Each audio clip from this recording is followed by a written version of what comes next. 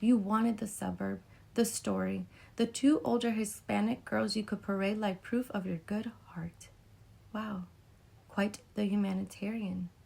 Really gives credibility to a character built on paper and performance. You won the battle. Let me be clear about that. You could afford off the books transaction. You found a mother you thought was weak enough to manipulate and a child small enough to not fight back. But here's what you stole and couldn't even hold. My voice. My name in my mother's mouth, my shadow following her through every room, my hands in soapy waters beside hers. Learning the dishes, learning the way a woman builds a life without tearing someone else's down. You gave me silence where there should have been laughter. You gave me performances where there should have been safety. You may love a thing with strings, and I spent years pulling at every one of them, chasing affection in all the wrong places, mistaking crumbs for meals because you taught me that scraps were generous. I needed a mother, not a costume, not a competition. Not someone who loved to say, I'll show you more than she ever said, I got you.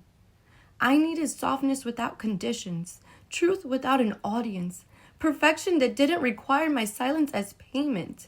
You never gave me that. So here's what I wonder, Lucy. Did it fill the hole? Did the girls, the house, the story pour enough light into that dark place you carry? Or are you still an empty shell collecting people like furniture? Arranging us so the room looks full. Here's my conclusion.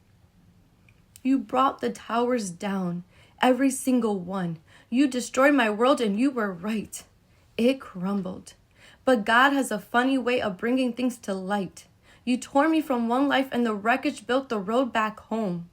My mother is 10 times the woman you'll ever be.